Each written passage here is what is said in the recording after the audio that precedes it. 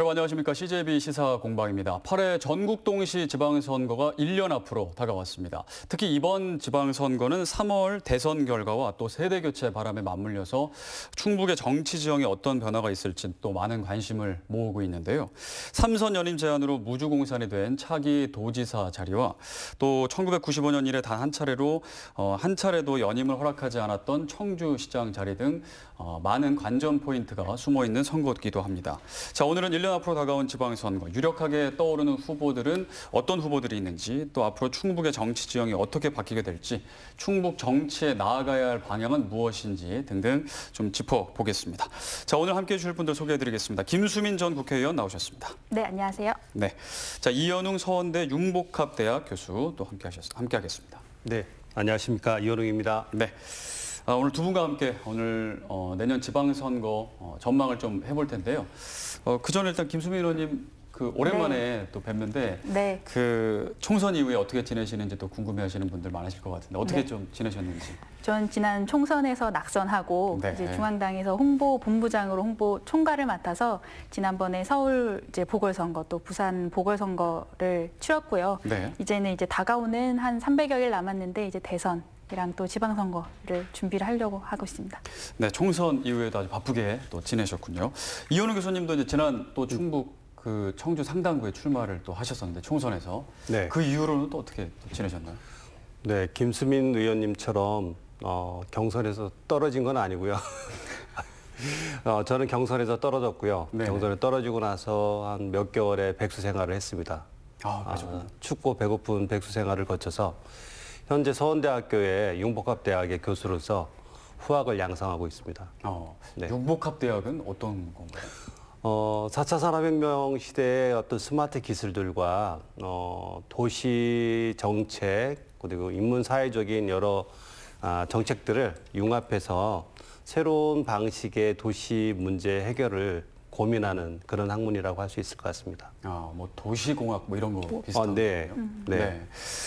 두 분 다 이제 총선 이후로 또 이제 궁금해하시는 분들이 계실 것 같아서 좀 근황 여쭤봤고요. 자, 오늘 두 분과는 이제 오늘 그 평론가 입장에서 내년 지방선거를 저희가 이제 어떻게 또 바라보면 좋을지, 관전 포인트는 뭐가 있을지 한번 1년 전이라 한번 짚어보는 시간을 저희가 준비했는데 아무래도 이제 내년에 대선이 있기 때문에 대선이 가장 큰 관심이긴 하지만 또 저희 충북 입장에서는 지방선거도 또 중요한 선거이기 때문에 지방선거를 짚어보지 않을 수가 없는데요. 일단은 내년 지방선거 1년 뒤긴 하지만 그리고 느낌상 대선의 영향을 좀 많이 받을 것 같긴 합니다. 근데 지금 대선 결과 그리고 이번 재보선 결과 또 세대교체 바람 뭐 많은 바람들이 지금 불고 있어요. 뭐 2030 표심도 지금 굉장히 중요한 상황이고요. 미뤄봤을 때 내년 지방선거의 구도를 좀 전체적으로 어떻게 예상을 하시는지가 좀 궁금하거든요. 일단은 이제 때가 되면 꽃이 피는 것처럼 이제 때가 되면 선거일이 도래하고 또 일 안 하던 정치인들이 본인들의 얼굴을 이제 막 매스미디어에 이제 나타나잖아요. 근데 저는 좋은 정치는 때 되면 피는 꽃이 아니고 일상에서 피는 꽃이라고 생각을 합니다. 그래서 이제 선거일이 도래했을 때 이제 부디 이번에 이제 지방선거에 나오는 후보들께서 이제 어떤 특정한 기간에 열심히 일을 하는 후보들이 아니고 특정한 비전을 특정한 시간에만 쏟아붓는 게 아니고 일상생활에서 시민들과 충분히 공감했던 후보들이 나오기를 좀 기대하는 마음에서 이제 총문을 조금 열어보고 싶고요. 일단은 300여일 남은 대선의 결과가 어쩔 수 없이 이번에 3개월 뒤의 지방선거에 연관이 될 수밖에 없다. 일단 기본적으로 역대 대통령 선거를 봤을 때 그 대통령 후보가 당선인이 받은 이제 득표율보다 훨씬 더 많은 이제 지지율을 받아왔던 것이 사실이고 3개월 정도, 6개월 정도는 그 지지율이 계속 허니문 상태로 쭉 진행이 되면서 그 이후에 크고 작은 선거들에 영향을 줬거든요. 그래서 이번에 이제 이루어지는 어떤 지방선거가 어쩔 수 없이 대선에서 어느 당이 이제 정권을 잡느냐에 따라서 크게 좀 등락이 바뀔 거다라고 예상하고 있습니다. 그거는 대선에서 정권을 잡는 당이 지방선거에서 승기를 잡을 확률이 크다. 굉장히 크죠. 굉장히 크다. 이렇게 보시는군요. 네, 교수님. 뭐 제가 봐도 마찬가지인데요. 아무래도 대통령 선거, 우리 지역의 정치라는 게 항상 지역의 정치가 전체 중앙의 정치를 끌고 가는 그런 구도보다는 중앙 정치에 영향을 받아서 끌려가는 이런 영향들이 좀 많았기 때문에 아무래도 대선의 결과가 지역의 정치의 지형을 상당히 많이 바꾸지 않을까 생각됩니다. 네. 아무래도 뭐 민주당에서는 이재명 후보가 있긴 하지만 이분도 민주당 내에서는 어떤 세대 교체의 하나의 주자로서 떠오르고 있는 상태이고 또 국민의힘 같은 경우는 이준석 돌풍이라고 할 정도로 세대 교체에 대한 바람이 아주 상당히 뜨겁습니다. 이거는 하나의 시대적 흐름이 아닌가 싶어요. 그래서 이 시대적 흐름, 국민들이 뭔가 기존 정치권에 대한 새로운 어떤 변화를 요구하는 국민들의 어떤 바람, 그리고 이것이 또 대통령 선거의 그 결과에 영향도 주겠지만 네. 대통령 선거의 결과와 또 국민들이 바라는 새로운 정치에 대한 열망 이런 것들이 내년도 대통령 선거와 더불어서 우리 충북의 지방선거에 가장 큰 영향력을 미치지 않을까 생각합니다. 새로운 정치에 대한 열망이 일단 대선에 먼저 반영이 될 테고, 그렇죠. 그 네. 반영이 된 게 지방선거에 영향을 미칠 텐데, 네. 그 대선의 그 결과가 지방선거에 영향을 미치는 그 메커니즘은 왜 그런 건가요? 근데 이제까지 이제 통상적으로 봤을 때 네. 관례적으로 어떤 대통령 선거가 실시가 돼서 대통령 후보가 새로 선출이 되면 그 대통령한테 지지를 몰아줘야 된다는 지지층들 그리고 국민적인 광범위한 여론이 형성이 됐던 것 같아요. 그죠. 그래서 새롭게 대통령이 뽑아졌으니 이 대통령이 제대로 일하실 수 있도록 그 이제 백업 라인으로서 여러 지자체에서 이제 시장 아니면 도지사들을 같이 동행을 시켜준다라는 어떤 광범위한 약간 컨센서스가 수차례에 걸쳐서 아마 선거에서 조금 밝혀지지 않았나 싶습니다. 그러니까 그런 느낌들을 유권자들도 안다는 거죠. 네. 그러니까 이제 같은 대통령이랑 같은 당, 같은 그 계열을 뽑아야지만 네. 지방에서도 네. 좀 뭔가 지역 발전에 도움이 된다. 네. 이런 생각이 네. 전제돼 있다라는 거죠. 네, 아무래도 정치의 중심은 정치를 하는 정치인일 수도 있지만 실은 국민들의 여론이잖아요. 네. 그러니까 국민들이 세대 교체 아니면 뭐 새로운 어떤 그 대통령감에 대한 대통령 후보에 대한 어떤 요구들이 열망으로 이제 대통령 선거에 모아질 텐데 그게 결국은 대통령을 만들어내는 어떤 파워가 되겠죠, 힘이 네. 되겠죠. 이 힘은 지방선거의 그 후보들에게도 영향력을 주겠죠. 예를 들어서 뭐 세대 교체의 바람이 크다. 그러면 대통령 후보에도 영향을 미치지만 이 바람은 지방 정부의 수장에 대한 어떤 변화 요구에도 반드시 영향을 미치겠죠. 네. 정치 역학적인 구도 측면에서도 보면 당연히 새로 당선된 대통령의 정치 세력이 새로운 주류의 정치를 형성하게 되고 그 주류에 있는 분들이 정치적 파워를 형성하게 되면 아무래도 정치 역학적으로 지방 정부의 수장의 후보에 영향을 미치는 이런 정치적 힘이 있겠죠. 왜냐하면 이제까지는 지방 정부라는 건 항상 도지사라든지 뭐 시장이라든지 지역에서 이렇게 자라서 성장하신 분보다는 중앙 정치에서 낙점하는 경우가 상당히 많았고요. 네.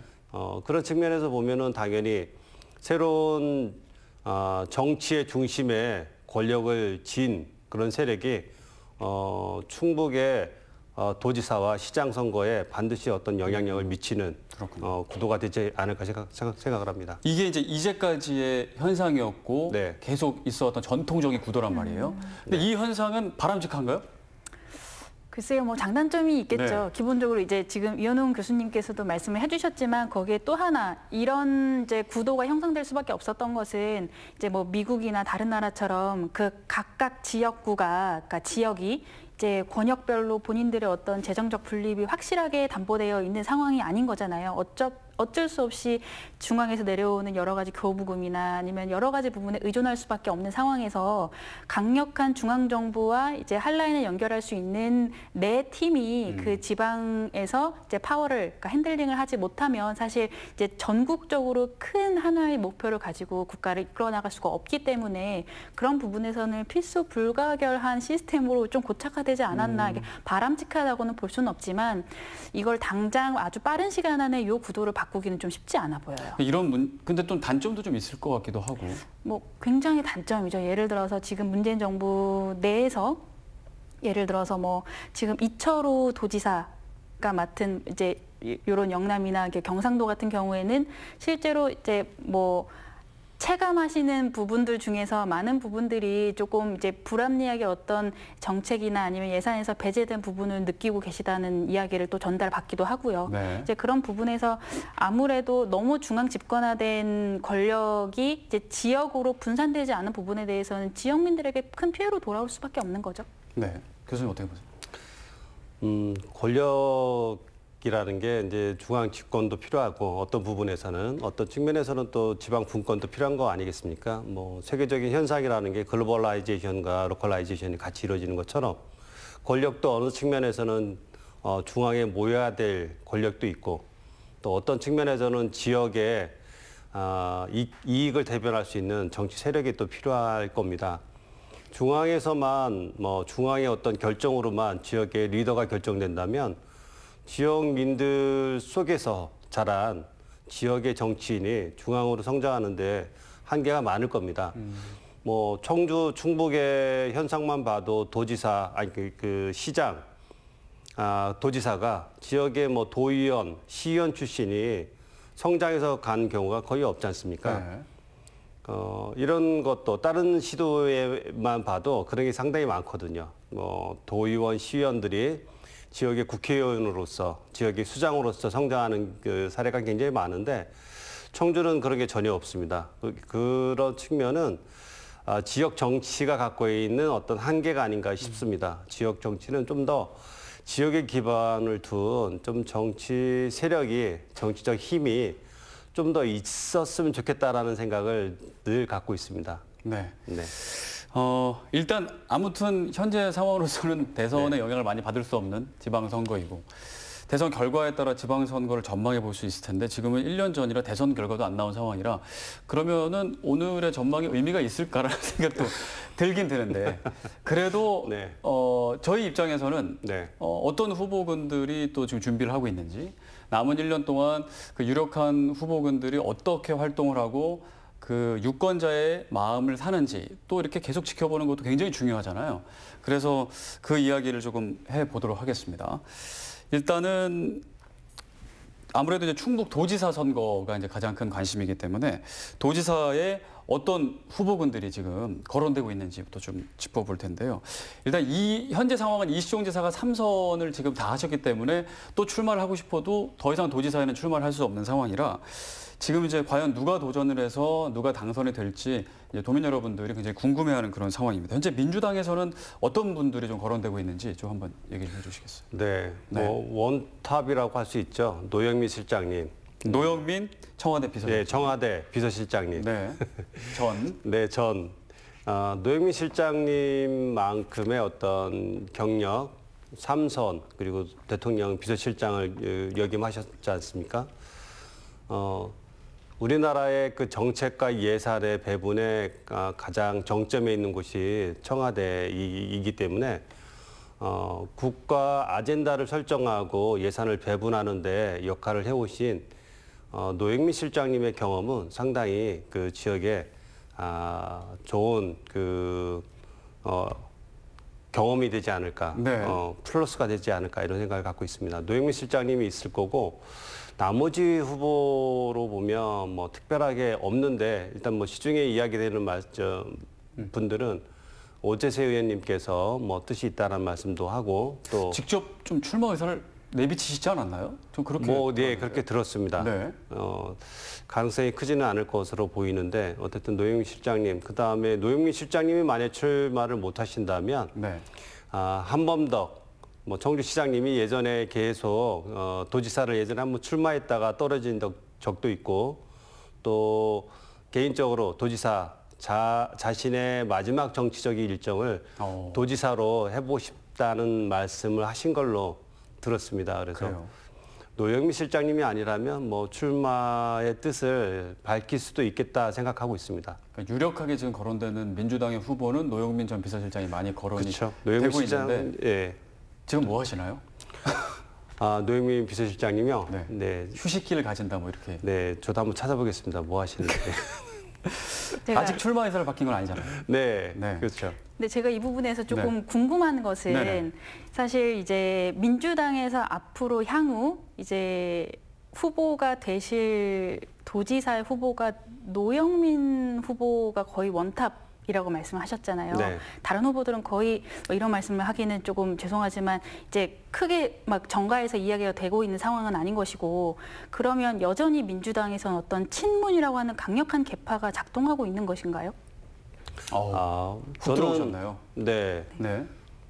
내년도에 만약에 민주당의 현재 강력한 대통령 후보인 이재명 대통령 후보가 대통령이 되신다고 해도 노영민 실장님이 충북 도지사로 출마하시는 데는 큰 이변은 없을 것으로 봅니다. 왜냐하면 다른 대안이 없습니다. 그만큼의 경륜과 경험이 있으신 분이 없기 때문에 그리고 새로운 정부가 들어선다고 해도 노영민 실장님이 갖고 있는 문재인 정부의 어떤 가치를 계승한다는 측면에서 노영민 실장님이 가지는 가치는 정치적 가치는 충분히 있을 것으로 판단됩니다. 그래서 노영민 실장님이 새로운 이재명 대통령이 된다고 하셨을 때도 정치 일선에서 그 길을 잃으시거나 이런 형태는 아니실 걸로 생각을 합니다. 지금 이제 노영민 후보님은 말씀을 하셨는데 네.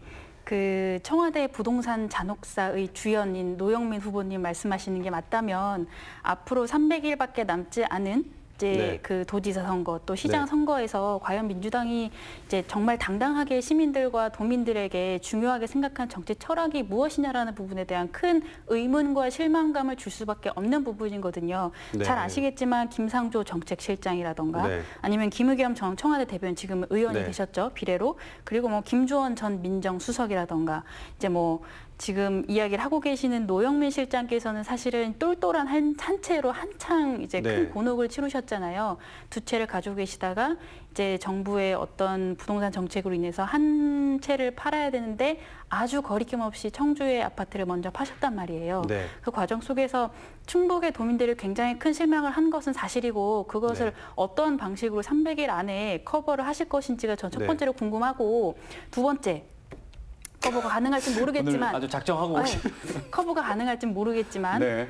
이 정치라는 것이 사실 그 신뢰라는 것이 1부터 100까지의 100이라고 쳤을 때 그 일련의 사건으로 인해서 노영민 실장님은 그 아주 최소한의 신뢰 자본을 잃어버린 거라고 저는 생각을 합니다. 이 부분에 대해서 전혀 민주당이 이게 중요하지 않다고 생각을 하는 것인지 저는 이 두 가지가 좀 궁금합니다. 노영민 실장님도 사과의 말씀을 하셨고 또 민주당의 관계자들은 전반적으로 지금 지적하신 부동산 문제에 대해서 심각성을 다 이해하고 여러 번 사과의 뜻을 비췄죠. 노영민 실장님이 청주의 아파트를 파신 거는 정치적 실수라고 봅니다. 근데 정우택 강력한 국민의힘 후보로 떠오르시는 정우택 의원님 같은 경우는 청주에 집을 한 채도 제대로 갖고 있지 않으셨던 걸로 알고 있는데 대부분의 청주에서 잘못 알고 계신 것 같은데. 아 그래요? 네. 청주에 지내시는 경우가 많지 않으신 걸로 알고 있는데 네. 노영민 실장님은 그 일정 기간 청주에 집을 팔고 새로 또 오셨지 않습니까? 정우택 의원님이 지역의 부동산에 관련해서 하셨던 어떤 모습보다는 훨씬 더 지역에 뿌리를 두고 정치를 하시는 그런 모습은 아닌가 싶습니다. 그러면 일단은 네. 그럼 말씀하신 똘똘한 한 채, 그 반포 그 아파트 네. 그 논란이 사실 컸긴 컸잖아요. 컸죠. 실제로 네. 실망도 있었고. 네. 그게 이제 선거에서 큰 타격이 있을 것인지 어떤 식으로든 영향을 미치지 않을까 궁금하긴 하거든요. 어떻게 분석을 하세요? 영향이 없다고 말씀드릴 수는 네. 없겠죠. 분명히 도민들에게 큰 실망을 준 게 사실이기 때문에. 하지만 이제 도지사 선거라는 거는 약간 국회의원 선거하고 좀 다른 것 같습니다. 네. 국회의원 선거는 아무래도 중앙 정치의 영향을 좀 많이 받는 측면이 있다면 도지사 같은 경우는 지역의 발전에 영향을 줄 수 있는 그런 리더잖아요. 그렇기 때문에 그분의 어떤 자질을 보는 측면이 좀 있죠. 그래서 노영민 실장님이 갖고 있는 어떤 단점들, 모든 지금 후보들 중에서 단점이 없는 분은 없죠. 실수가 없었던 분들은 없죠. 노영민 실장님이 갖고 있는 그 실수에 대해서 충분히 만회할 수 있는 기회가 충분히 있을 거라고 보고요. 네. 그 노영민 실장님이 갖고 있는 그런 청와대 대통령 비서실장으로서 경험은 지역의 도지사로서 상당히 중요한 저는 덕목이라고 봅니다. 왜냐하면 지금 철도 문제 많은 이야기를 하고 있지만 결국은 국가 예산 배분에 있어서 국가의 아젠다에서 지역에 갖고 있는 어떤 기능을 갖고 와야 되는데 한 번도 지역의 리더들이 국가 전체적인 국가 예산 배분을 올해도 558조의 예산 중에서 지역에서 어떤 기능으로 어떤 예산을 갖고 올지에 대한 큰 그림을 제대로 미리 사전에, 그러니까 당연 연도가 아니라 몇 년 전에 미리 그런 어떤 지역에 필요한 기능, 큰 기능을 갖고 올 수 있는 그런 어떤 경험들이 있어야, 그런 힘이 있어야, 그런 어떤 아이디어가 있어야만 지역이 그냥 방사선 가속기 하나에 몇십억이 아니라 다른 도처럼 몇 조의 예산을 갖고는 그런 큰 정치를 할 수 있지 않을까 이런 생각을 합니다. 그런 부분이 이제 강점일 것이다. 네. 그러면 이제 조금 이야기가 길어졌는데 아무래도 유력한 정치 후보다 보니까 좀 얘기를 좀 더 해보겠습니다. 그럼 노영민 전 비서실장 어떻게 생각하시는지 얘기 듣고 다음 또 후보군으로 한번 넘어가 보죠. 아니 오늘 이제 생각보다 조금 이제 각자 진영의 이제 대표 주자들 이야기를 하다 보니까 조금 생각보다 서로 약간 디펜스를 하게 되는 구도가 되는 것 같아요. 근데 저는 그런 게 또 긴장감이 있고 좋습니다. 그럼요. 네. 근데 이제 저는 사실은 이제 오늘 한 50분에서 1시간 정도의 대화가 한 명 한 명의 후보들에 관련된 이제 뎁스 있는 이제 장단점의 대화로 흐르는 것보다는 우리가 어떠한 이제 방금 말씀하셨지만 어떠한 덕목을 가지고 있는 후보가 이제 충북 전체의 발전을 견인할 수 있는 것인가라는 이제 큰 맥락에서 한번 여기에 맞는 후보가 이 사람이냐. 이렇게 약간 이제 흐름을 조금 만들어가는 대화가 됐으면 좋겠어요. 이제 그런 부분에서 사실 이제 방금 자질을 말씀하셨잖아요. 이제 저도 이제 노영민 후보를 말씀해 주셨으니까 우리 당에서 예를 들어서 본인이 직접 출사표를 밝히진 않으셨지만 정우택 의원님 같은 경우도 있고 가장 얘기 많이 나오고 있죠. 그렇죠. 이종배 지금 충주 의원님 같은 경우도 네. 계시고 아니면 경대수 의원님 아니면 신용환 전 후보 이렇게 여러 부분들이 계시지만 그런 한 명 한 명의 이제 후보들에 관련된 이제 단점과 장점을 이야기를 하기보다는 우리 이런 후보가 정말 충북의 발전을 위해서 지사로 왔으면 좋겠다라는 좀 이제 자질에 대한 부분으로 조금 대화를 접해왔으면 좋겠어요. 저는 일단은 이번 근본 대선도 마찬가지지만 이번 지방선거에서 이제 지사 혹은 아니면 시장이 될 분이 가져야 되는 필수적인 3가지의 자질, 덕목이 첫 번째는 시대 정신을 가지고 있는가, 네. 두 번째는 확장성을 가지고 있는가, 세 번째는 혁신형 인물인가. 요 3가지가 A부터 Z까지의 전부라고 생각하거든요. 근데 그런 부분에서 사실은 노영민 후보를 이제 구체적으로 말씀하셨으니까 요 3가지 기준에서 어느 부분에 충족되지 않는가를 제가 말씀을 드리면 네. 노영민 후보는 사실 시대 정신에 전혀 부합하지 않는 행동을 보이신 거예요. 지금 어쨌든 노동자본이 여러 가지의 지금 이 사회에 굉장히 왜곡된 자본을 뛰어넘지 못하고 있는 상황에서 정직하게 일해서 내가 이 집을 사서 이 평생 동안의 라이프 플랜을 설계할 수 없는 젊은 세대들이 생각할 수 있는 절대적 박탈감을 전혀 생각하지 않은 시대 정신이 결핍된 후보라고 저는 생각을 합니다. 이거는 제가 20, 30대 그러니까 이제 앞으로 살아가야 될 날이 많은 20, 30대여서 더 조금 예민하게 생각하는 것일 수 있지만 제가 얘기해드렸던 시대 정신, 두 번째 혁신형, 세 번째 확장형에서 가장 중요한 시대 정신을 가지고 있지 못하기 때문에 민주당이 정말 노영민 후보 한 명만을 이 도지사 후보로 내세운다는 것이 과연 국민들에게 정말 정치적으로 도의가 있는 행동인지를 묻지 않을 수가 없네요. 네. 다른 준비하고 계신 분들도 있을 텐데 그분들이 좀 서운하실 수도 있을 것 같기도 하고요. 네. 네. 잠깐만 짧게 답변하고 또 하겠습니다. 제가 민주당의 도지사 후보를 내 마음대로 결정하는 건 아니고요. 현재 유력하게 떠오른 분이 노영민 실장이니까 제가 말씀을 좀 드릴 측면이 좀 있죠. 그 세 가지에 부합하는 민주당의 새로운 후보가 충분히 대선의 결과에 따라서 새로 떠오를 수도 있는 거죠. 네. 그렇기 때문에 아직 정해진 네. 건 아니고 지금 네. 이제 분위기상 얘기가 많이 거론되고 있을 뿐이다라는 얘기이시고요. 네. 자, 그렇다면 자연스럽게 국민의힘 얘기를 네. 안 할 수가 없을 것 같아요. 네. 지금 아까 말씀하신 것처럼 정우택 의원 네. 도지사 출마설 얘기 나오고 있고요. 네. 물론 본인이 밝히신 건지는 모르겠습니다. 네. 그리고 또 이종배 네. 의원 그리고 또 여러 명이 또 거론되고 있는데 네. 어떻게 보십니까? 정우택 의원의 경쟁력? 아무래도 이준석 돌풍이라고 하는 국민의힘의 아까 말씀하신 세대교체, 시대정신에 가장 부합하지 않는 후보 중에 하나가 아닐까 이런 생각이 듭니다. 누가요? 정우택 의원님 네. 말씀이시죠. 전 의원이요. 계속 이제 뭐 도지사 지난 총선 이후에 행보에 있어서 도지사를 정말 하시겠다고 했으면 그 이후에 계속 지역에서 도지사에 관련된 뭐 행보를 하셨어야 되지 않을까 하는 생각이 드는데 지역에는 뭐 많이 없으셨던 걸로 알고 있습니다.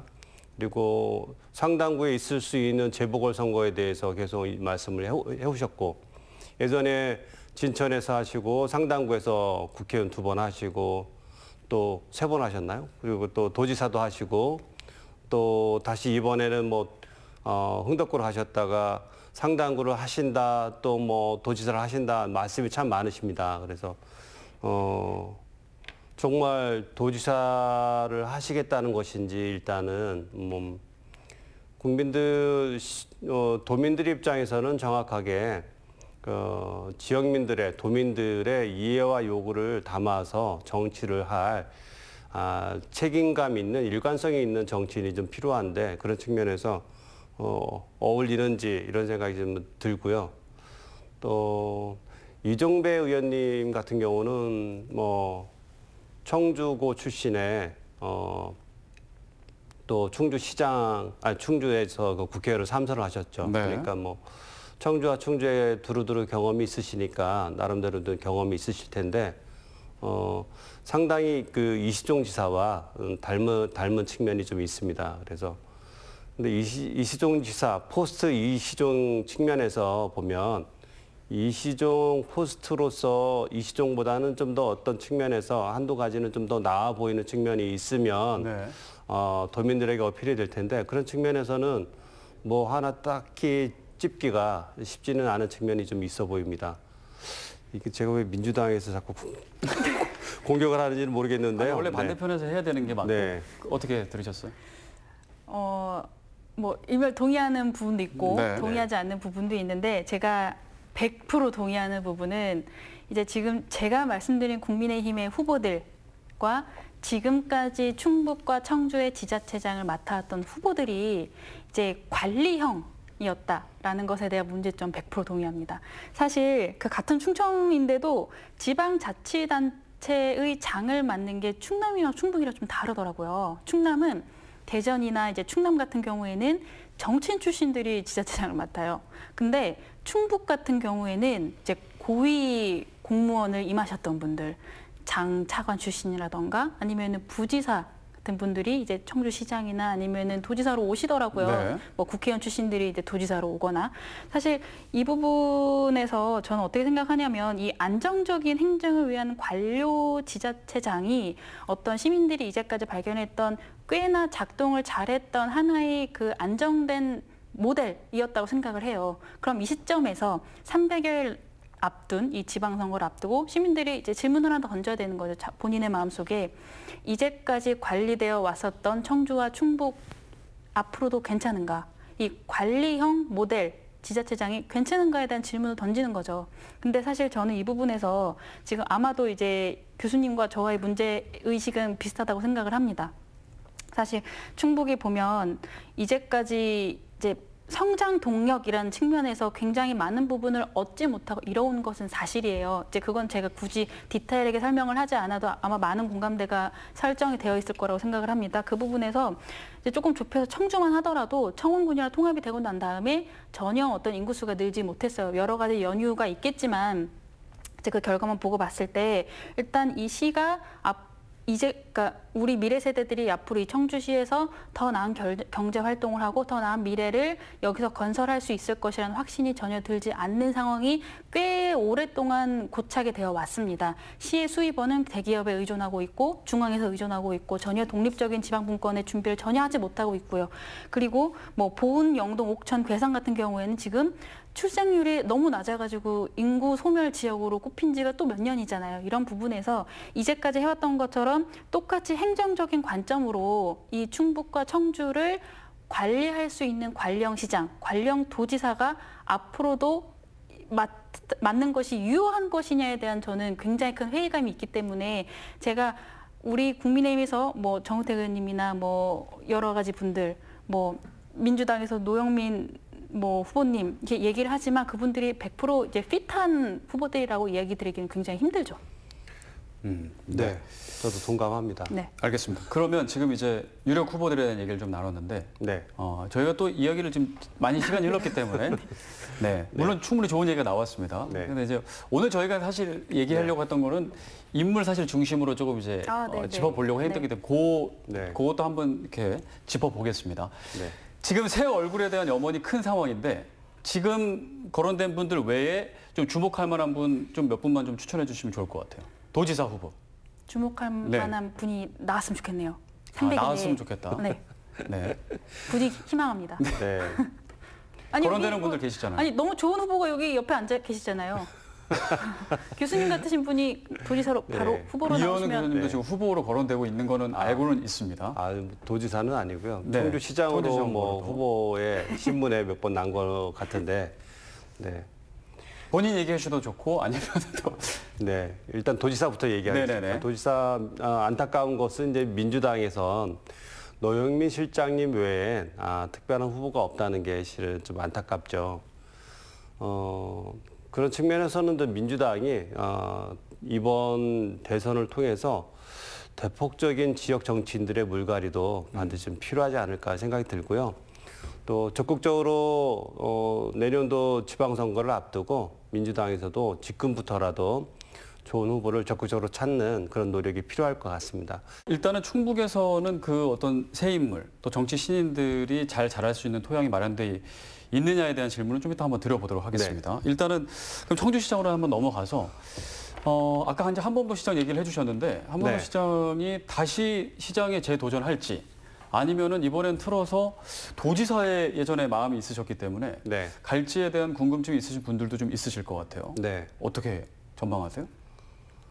저의 판단은 네. 시장을 도전하시는 것으로 다시 생각을 하고 있습니다. 네. 노영민 실장님의 이제 정치적 그 행선지가 마땅치가 않아요, 실은. 왜냐하면 대통령 비서실장까지 하신 분이 뭐 당대표를 하신다든지 뭐 대권을 나가신다든지 이런 거 아니면 실은 이제 지역을 위해서 자기의 정치적 토대였던 지역을 위해서 헌신하는 그런 어떤 지사로서 도지사로서의 역할 이거가 제가 볼 때는 가장 합리적이고 뭐 보기도 좋은 그런 역할인 것 같습니다. 그렇다 그러면 당연히 한범덕 시장님은 결국은 선택지가 청주시장을 다시 도전하는 거 외에는 없지 않을까 생각합니다. 네, 청주시장이 지금 이제 뭐 도전하는 그 후보군이 한 10명 안팎, 10명이 넘는 그런 어떤 얘기도 나오는데 그 민주당에서도 아주 많이 나오고 있습니다. 도의원분들도 계시고요. 네. 그분들 중에서는 어떻게 보세요? 좀 아무래도 한범도 시장님이 좀 유력하다고 보세요? 아니면? 그렇죠. 네. 현재 거론되시는 분들이 보면 현재 네. 송재봉 청와대 행정관으로 있죠. 네. 나이가 69년생으로 돼 있는데 실은 나이가 2살 더 많으신 걸로 알고 있습니다. 김영근 그 전 가스안전공사 네. 대표님도 사장님도 계시고 뭐 지역에서 오랫동안 정치 활동하신 분으로서 뭐 충분히 그 가능성이 있다고 보고요. 장선배 전 도의장님도 있으시고 이분도 굉장히 그 기자 생활 하실 때 촌지를 받지 않는 걸로 굉장히 유명하셨던 강직한 인품은 굉장히 온화한 걸로 되어 있는데 이분도 굉장히 경쟁력이 있다고 생각을 합니다. 연철은 도의원님도 지역에서 여러 그 청년운동, 뭐 옛날에 학생운동을 하셨던 분으로서 충분히 또 영향이 되신다고 보고 유행열 또 허창원 도의원, 뭐 최충진 시의장 이런 분들이 좀 거론이 되고 있죠. 하지만 한범덕 시장님이 갖고 있는 인지도를 뛰어넘는 분들이 없기 때문에 뭐 쉽게 뛰어넘기 쉽지는 않으실 거고요. 하나의 변수라고 하면 결국은 대통령 선거 때 네. 새로운 대통령 후보와 새롭게 탄생할 대통령과 함께 그 동행하는 새로운 어떤 정치 신인들이 있다면 반드시 한범덕 시장님과 견주어서 경쟁할 수 있는 그런 뭐 젊은 후보가 충분히 탄생할 수 있을 거로 생각합니다. 선거 결과에 따라서 또 네. 그 새 얼굴이 또 등장할 수도 있다. 네. 국민의힘에서도 또 많이 또 거론되는데 조금 몇 분 좀 얘기 좀 해주시면 좋을 것 같아요. 안 그래도 네네. 이제 뭐 도지사보다는 조금 시장군이 조금 더 다이나믹하고 조금 더 캐릭터도 같게 네네, 개성이 다른 있더라고요. 걸로 이제 보고 있고 네. 저 나름대로도 또 응원하는 분들도 있고 그런데요. 일단은 이제 박경국 전 부지사님. 네, 그분은 지사도 얘기 나오시고 시장도 얘기 나오시고 네, 그러더라고요. 뭐 어느 쪽이든 이제 괜찮은 스펙을 가지고 있다고 정계에서는 판단을 하는 것 같더라고요. 네. 그리고 실제로도 굉장히 아주 괜찮으신 분이고. 네. 그 황용호 전 청주시의회 의장님 지난번에 시장 나오셨었죠. 그리고 최은호 전 서원구 당협위원장님. 그리고 박한석 충북도당 대변인님.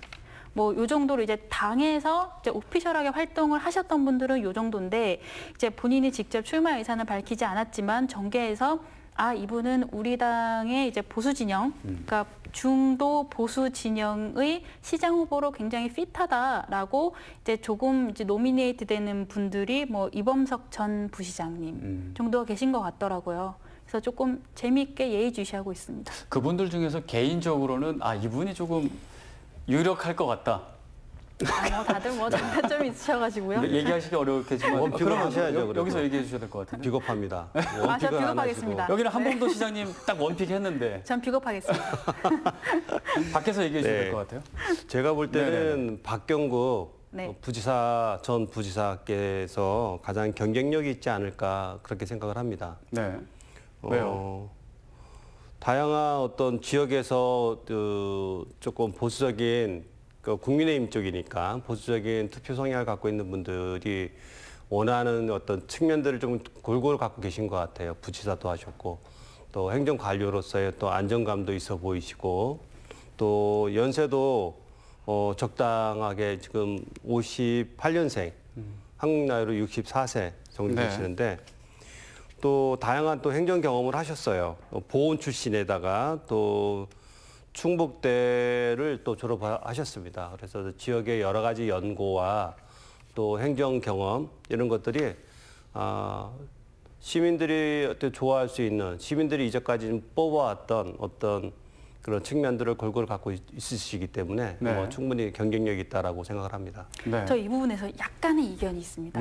일단 이제 박경국 후보님 자체가 굉장히 젠틀하신 분에 대한 것은 인정. 네. 그렇지만 이분이 이제 지금 교수님께서 말씀하셨던 것처럼 이제 보수 진영이 좋아하던 스타일이다라고 이제 일반화시키는 것에 대해서는 조금 이견이 있어요.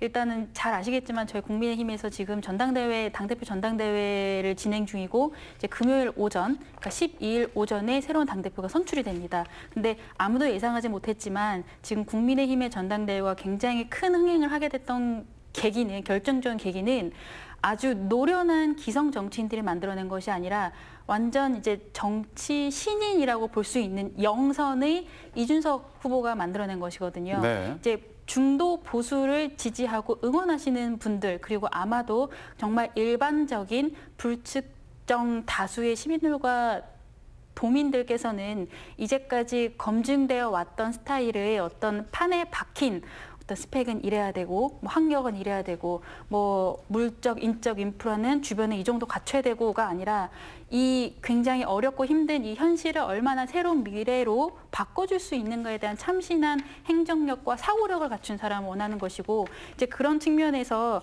박경국 지사님 전 지사님 말고도 시장군으로 이제 불리고 있는 분들 중에서는 이제 그런 부분들을 조금 더 장점을 가진 분들이 많다라고 꼭 말씀드리고 싶습니다. 아까는 뭐 좀 거론하기가 좀 그러시다고 하더니 네. 얘기를 하시니까 더 세게 얘기를. 뭐다 장단점이 있습니다. 네, 아까 말씀하셨던 그 시대 정신, 네. 네. 그리고 뭐 혁신, 네. 확장 그런 측면에서 원픽을 해주셔야 되지 않겠습니까? 저는 민주당에서는 이현웅입니다. 아까 말씀 나오신 게 민주당에서는 아까 이제 한범도 시장이 원픽을 하셨는데 네.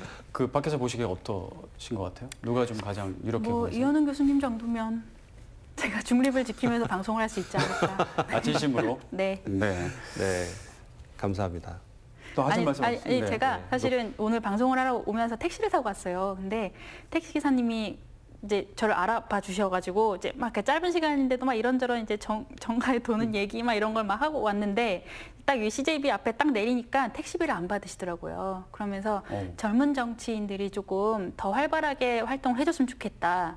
이제 우리 청주에서는 어쨌든 관례적으로 굉장히 나이가 조금 많으신 이제 굉장히 성숙한 정치인들을 많이 봤는데 이제 그런 분들만큼 본인은 이제 젊은 신진 정치인에 대한 기대를 많이 가지고 있다고 택시비를 이제 3천 얼마를 안 받으셨어요. 그분이 깨어 있으시네요. 그래서 네. 사실 오랜 타성에 젖은 이런 지역 정치권에 이제 이현웅 교수님이나 아니면 다른 후보들처럼 조금 새로운 생각을 가진 사람들이 계속 얼어붙어 있는 바다를 깨주는 역할을 해줘야 된다고 저는 생각을 합니다. 그래서 제가 사실 그냥 좀 민망하실까 봐 얘기 안 하려고 그랬는데 계속 네. 얘기를 하셔서 청주시장 계속 거론되는데 어떻게 나오시나요? 물어봐야 될 것 같아요. 네, 뭐 생각 있으신가요? 기회가 된다면 네. 뭐 제 역할을 뭐 방기하지는 않을 겁니다. 네, 그 정도까지만 말씀드리겠습니다. 어떤 마음가짐이 있으신가요? 뭐 기회가 주어진다면 뭐 제가 지역을 사랑하는 만큼 열심히 뛰어야겠죠. 네, 알겠습니다. 충분히 전달됐습니다. 네. 자, 지금 뭐 이 얘기를 이제 해봐야 될 것 같아요. 네. 뭐 저희가 이제 큼직큼직하게 도지사, 청주시장, 뭐 후보군들 좀 얘기를 나눴지만 지금 자연스럽게 나오는 게 지금 중앙에서 불고 있는 정치 쇄신 바람, 세대 교체 바람이 과연 지방, 우리 충북까지 올 것이냐. 물론 대선 결과에 따라 올 수도 있고 또 지방은 사실 사람이 없지 않느냐 해서 기존 정치인들이 다시 또 될 수도 있다라는 생각이 들거든요. 그리고 현재는 평균 연령이 굉장히 높은 상황이고요. 일단은 그 중앙에서의 바람이 지방으로 올까요? 아니면 끊길까요? 어떻게 보세요? 반반입니다. 네, 인물난 때문에. 몇 가지가 있는데 네. 일단은 중앙에서 이제 특히나 조금 자랑스럽게 여기는 것은 그 세대 교체의 어떤 큰 결정적인 계기를 국민의힘에서 마련했다는 것에 대해서는 이 자리를 빌어서 굉장히 이제 자부심을 느끼고 있는 부분인데 네. 중앙에서 그런 분위기를 만들더라도 그게 낙수효과처럼 지역에 왔을 때 지역에서 그걸 받을 수 있는 인물이 지금 존재를 하는가?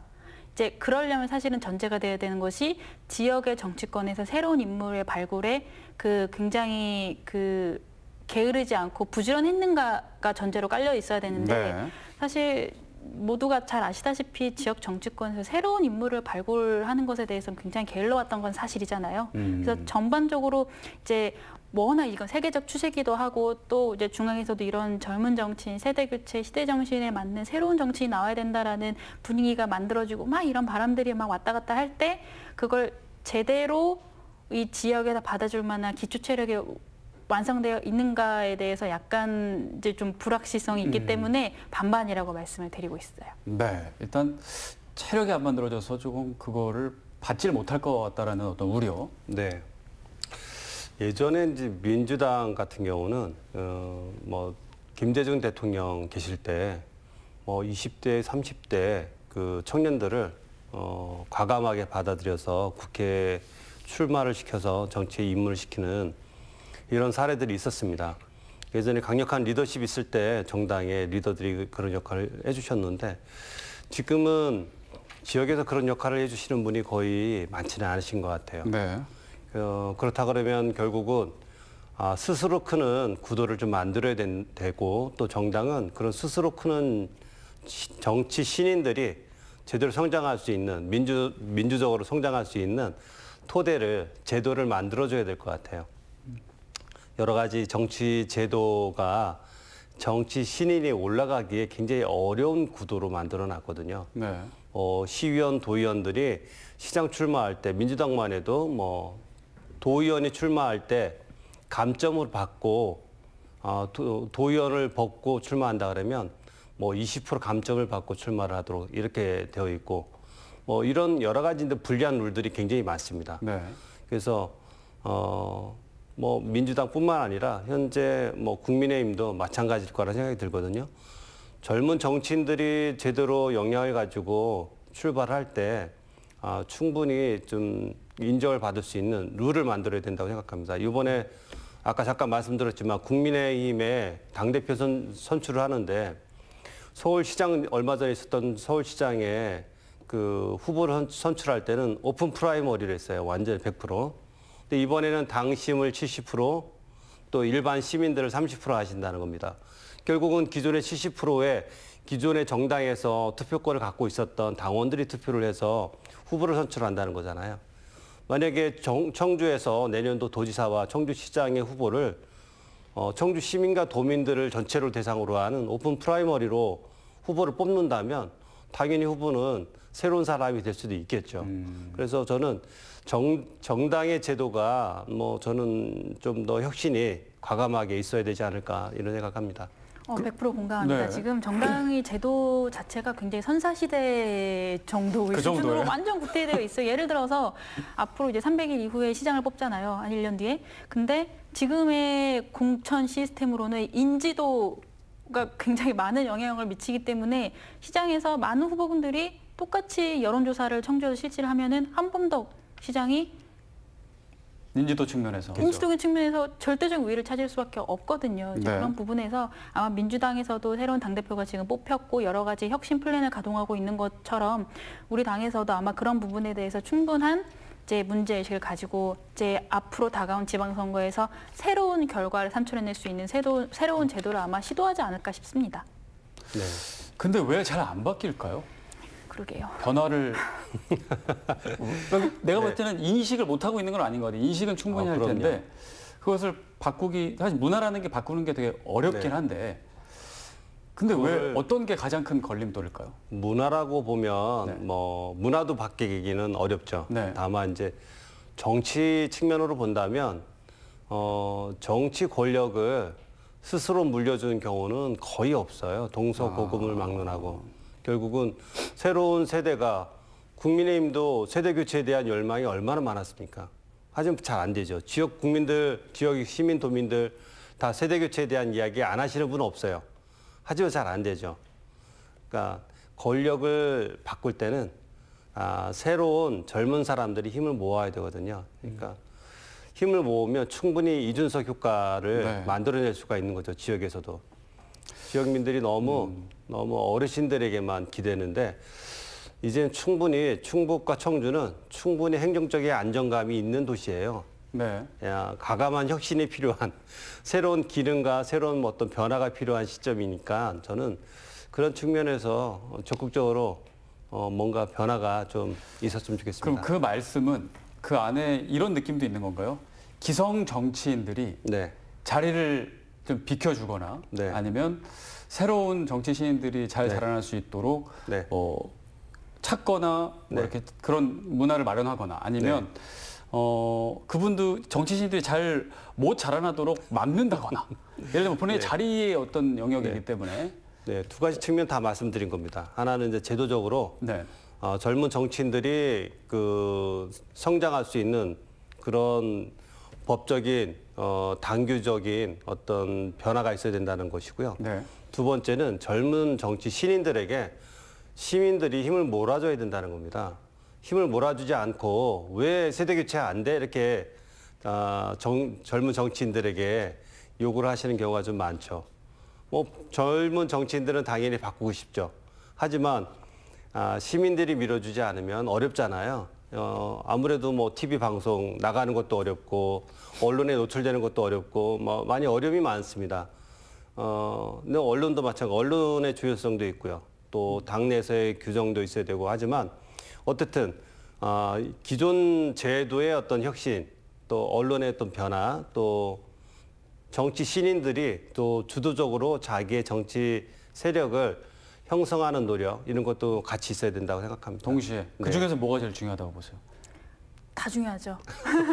아니 이 부분에서만큼은 네. 사실은 이제 제로는 여지 없이 네. 교수님께서 말씀하신 부분에 100% 동의하기 때문에 제가 추가로 언급할 내용은 따로 없는 것 같아요. 두 분이 사실 충북을 어떻게 보면 대표하는 정치 이제 신인으로 커가기 위해서 노력을 하시고 많이 활동을 하고 계신데 하시면서 방금 나온 얘기 말고 조금 나는 이게 좀 너무 어렵다. 좀 이제 커가는 데 있어서 조금 이거는 좀 보완했으면 좋겠다. 이런 점들 좀 얘기해 주시면 좋을 것 같아요. 네. 뭐 여러 가지 어려운 지점들이 있지만 네네. 결과론적으로는 이게 기성세대냐 젊은 세대냐의 구분을 하기 전에 그 사람 자체의 콘텐츠가 온전하게 경쟁력이 있느냐의 문제인 것 같고 네. 사실 이번에 총선에서 저도 이제 낙선을 했지만 그게 어떤 제도라던가 뭐 분명 이제 제도나 아니면 여러 가지 이제 이 사회에 흩뿌려져 있는 고정관념들은 여러 가지가 기인했겠지만 기본적으로는 제가 가지는 저의 온전한 김수민만의 컨텐츠가 부족했다라고 저는 생각을 해서 사실 되게 좋은 질문 주셨는데 이게 근본적으로는 이제 저에 대한 문제로 오는 것 같아요. 네. 그러니까 콘텐츠는 당연히 그게 가장 네. 중요하긴 한데 그게 좋다 콘텐츠가 좋은 사람도 좋은 토양이 있어야 잘 자라는 거잖아요. 네. 그러니까 콘텐츠는 좋다고 일단 기본적으로 전제하고 그 다음에 필요한 건 뭘까요? 콘텐츠가 안 좋으면 안 되는 건 당연한 거고. 네. 네. 생각 일단 좀 해보시고. 교수님. 네. 기존의 이제 정치 지역의 그 정치판에서 정치 신인들에 대한 보이지 않는 장벽들이 많습니다. 그래요. 일단 뭐 기존에 이제 뭐 예를 들어 민주당을 이끌어 오신 뭐 한 30년, 40년 당직 생활 하신 분들이 있으시고 네. 이분들이 이제 노력하시고 민주당을 이끌어온 어떤 성과들이 충분히 있습니다. 근데 지금은 새로운 가치와 뭐 새로운 어떤 인물이 필요한 시기에 이 어르신들 입장에서 보면 정치 신인이 뭐 어린 친구가 뭘 알아 이런 생각을 하실 수가 있는 거죠. 시대의 흐름에 맞게 기존 정치인들이 갖고 있는 어떤 벽을 조금 뭐 허물었으면 좋겠다는 생각이 듭니다. 전 정치 신인으로서 청주에 내려왔을 때 그런 어른들을 뵐 때 그러니까 저를 실험하듯이 저 친구가 지역에서 뭘 할 수 있어? 뭐 이런 느낌으로 볼 때 좀 많은 한계들이 좀 있었습니다. 어쨌든 지역의 정치 신인들이 기존의 정당, 민주당 내에서 뭐 국민의힘도 정당 네. 내에서 충분히 뛰어놀 수 있는 역할을 할 수 있는 기회를 줘야 되는데 그런 기회가 전혀 주어지지 않는다는 거죠. 왜냐하면 그 판에 감히 뭐 정치 신인이 예를 들어 저 충북도당에 가서 뭐 제가 아는 분들도 계시지만 정말 어렵게 가서 충북도당에서 이런 정책을 같이 논의해보고 싶습니다라고 이야기하기가 정치 신인들에게는 쉽지는 않은 거죠. 정치 지역의 도당위원장이 결정하는 것들을 집행하는 것으로서의 어떤 정당 구조가 있는 거죠. 지역의 정당, 민주당이라고 민주란 단어를 쓰고 있지만 정말 지역의 정당들이 민주적인 절차를 갖고 있는지 저는 잘 모르겠습니다. 알겠습니다. 네. 위에서부터의 좀 변화가 좀 필요할 것 같다는 생각이 들고 일단 사실 그 당 안에 소속돼 있기 때문에 네. 이걸 좀 알고는 계시지만 허심탄회하게 얘기하지 못할 거라는 느낌은 알긴 압니다. 근데도 소신 있게 얘기해 주셔서 감사드리고요. 네. 일단 마지막 네. 질문을 드리고 이제 벌써 시간이 다 돼서 마무리가 될 것 같아요. 지방선거가 1년이 앞으로 이제 남았습니다. 선거에서 이기려면 아까 말씀하신 것처럼 시대 정신을 잘 파악하는 것이 굉장히 중요하고요. 뭐 확장성, 혁신성도 중요한데 그 지방선거 승리를 위해서 앞으로 이제 준비하는 후보들 어떤 부분들을 가장 염두에 둬야 되는지 그런 것들을 좀 얘기해 주시고 그리고 유권자들도 어떤 후보를 보고 어떤 거에 주안점을 두고 선택을 해야 되는지 그 지점을 좀 얘기해 주시면 감사할 것 같아요. 교수님 네네, 먼저 하시죠.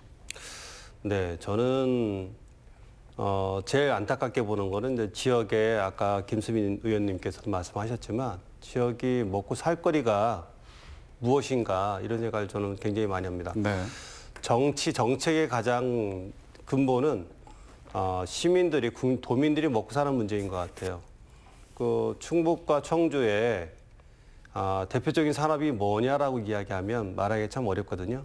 가장 대표적인 먹거리는 뭐고, 대표적인 뭐 볼거리는 뭐고, 관광거리는 뭐고 이런 얘기할 땐 정말 그 특징이 없는 곳이 청주이고 충북입니다. 그래서 새로운 어떤 정치 리더들은 우리 충북과 청주가 나가야 할 어떤 비전을 네. 정확히 제시했으면 좋겠습니다. 그냥 행정관료로서 행정만 잘하는 거는 아무 공무원이면 되는 거죠. 우리는 도지사와 시장은 정치적인 비전을 제시하는 그런 정치적인 감각이 있는 사람도 반드시 필요한 것 같습니다. 그런 측면에서 저는 비전 있는 사람, 비전 있는 사람이 반드시 필요하다고 생각합니다. 비전을 하나만 꼽겠습니다. 네, 비전 제시. 사실 그 이제까지 저희가 이제 시장 선거 그리고 도지사 선거를 했을 때 사실 가장 재미있는 관점의 포인트는 이 사람이 지역에서 나서 자란 이 지역의 생리를 완벽하게 이해하고 있는 토종 정치인이냐, 출신이냐? 아니면은 뭐 중앙 정부의 지원을 잘 이끌어낼 수 있는 재경 정치인이냐. 돈을 요 많이 두 따올 가지, 수 있느냐? 네, 그러니까 중앙 정부의 언어를 이해하고 있는가. 네. 이 두 가지가 굉장히 이렇게 막 부딪히면서 그게 항상 재미있는 관전의 포인트였던 것 같아요. 근데 그 부분에서 어느 것이 우위에 있어야 되느냐, 이 둘 중에서 어느 게 더 우선하냐라는 약간 이분법적인 사고는 전혀 이제 도움이 되지 않고, 사실 이 두 가지 다 갖추는 후보가 들어오면 좋겠죠. 근데 그것에 관련돼서 이제 가장 중요한 포인트, 본질적인 포인트는 사실 아까 지금 교수님께서 말씀하신 부분에 저도 100% 동의를 하는 것이, 다른 이제 뭐 아주 멋진 바다가 있는 도시라던가 아니면은 평야가 있는 지역이라던가 이런 데와는 달리, 특히 충북 이제 물론 제천이나 아니면 보은 같은 데는 좀 성격이 다르겠지만, 특히나 청주 같은 경우에만 보더라도 이제 외부의 유입이 거의 없는, 이제 이런 굉장히 어떻게 보면은 가능성들이 상대적으로 다른 도시들보다는 굉장히 적은 도시란 말이에요. 이런 물적 인프라가 굉장히 적은 도시에서는 인적 인프라를 가지고 창조 경제를 활발하게 진행시킬 수 있는 아주 창조적인 행정을 가진 지도자가 필요한 것이고, 그런 지점에서 사실은 이 지역사회 이해도가 높느냐 아니면 중앙정부 이해도가 높느냐를 좀 밸런스 있게 가져갈 수 있는 후보가 나오는 것이 앞으로 우리 청주와 충북을 위해서 굉장히 좋겠다라는 생각을 가지고 있습니다. 네, 알겠습니다. 오늘 좋은 말씀 또 많이 해주시고 해주셨고요. 앞으로 또 기회가 있으면 더 모시겠습니다. 네, 감사드리고요. 여기까지 하겠습니다. 김수민 전 국회의원, 이현웅 서원대 융복합대학 교수였습니다. 감사합니다. 감사합니다. CJB 시사 공방이었습니다. 함께해 주신 여러분 고맙습니다.